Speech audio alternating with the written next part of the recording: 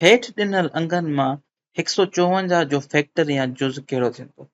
हिकु अंग 154 जो जुज़ या फैक्टर तॾहिं थींदो अगरि उहो 154 खे पूरी तरीक़े सां वंडे सघे, या वरी ॿियो तरीक़ो इहो आहे कि 154 उन अंग जो मल्टीपल हुजे। अचो त हाणे हिकु हिकु करे हेठियनि अंगनि खे चेक कयूं त कहिड़ो अंग 154 जो जुज़ या फैक्टर आहे।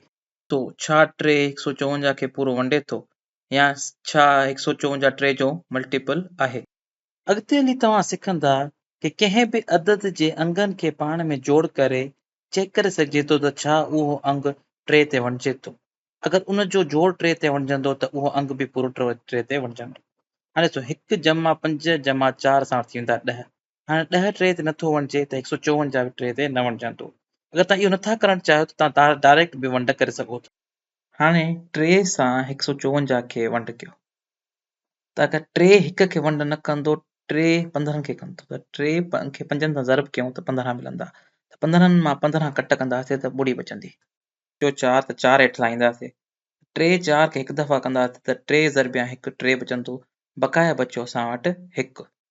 हाणे इहा वंड करण सां ज़ाहिर थियो त 3 154 जुज़ न आहे त असां हिन खे कटे सघूं था।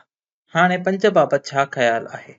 5 जे कंहिं बि मल्टीपल जे आख़िर में 5 या 0 हूंदो आहे। जीअं ॾिसो 5 ज़रबिया 1 5, 5 ज़रबिया 2 10, 5 ज़रबिया 3 15, 5 ज़रबिया 4 20।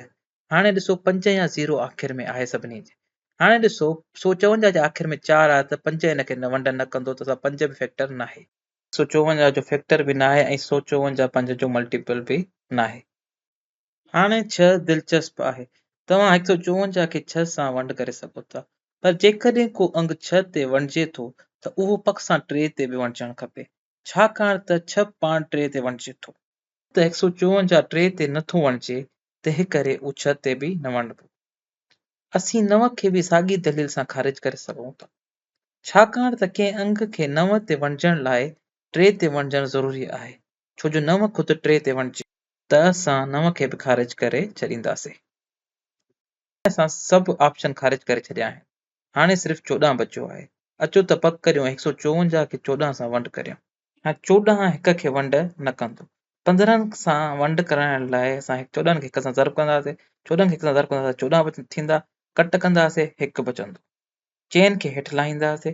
हाणे 14 खे 14 सां वंड करण लाइ असां 1 सां ज़रब कराईंदासीं, 14 खे 1 सां ज़रब कयो 14, आख़िर में असांखे बक़ाया न बचंदो। त इन सां साबित थियो त 14 154 जो फैक्टर आहे ऐं 154 4 जो मल्टीपल आहे। साबित थियो त 14 154 फैक्टर आहे जेको चूंडींदासीं। अचो हाणे हिकिड़ो ॿियो मिसाल कयूं। हेठि ॾिनल अंगनि मां 14 जो मल्टीपल कहिड़ो आहे? असां हिन खे ॿिनि तरीक़नि सां करे सघूं था। हिकु त हर हिकु अंग खणी करे असां उन खे 14 सां वंड कयूं, या ॿियो तरीक़ो कि असां 14 जा मल्टीपल कढूं ऐं ॾिसूं न इन्हनि मां कहिड़ो मल्टीपल बीहे थो। त असां ॿियो तरीक़ो आज़मायूं था। 14 खे ज़रब कयूं 1 सां 14, 14 खे ज़रब कयूं 2 सां त असांखे मिलंदो 28।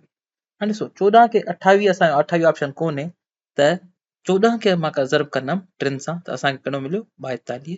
42 बि असांजे ऑप्शननि में कोन्हे, त मां 14 खे ज़रब कंदमि पोइ चेन सां, 14 ज़रबिया 4 त असांखे मिलंदो 56। अञा असां वटि ऑप्शन न मिलियो।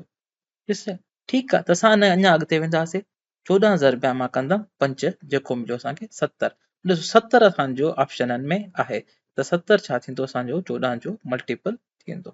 त 14 ज़रबिया 1 2 3 4 5, 5 ते असांखे मिलियो 70, 70 असांजो ऑप्शन थींदो।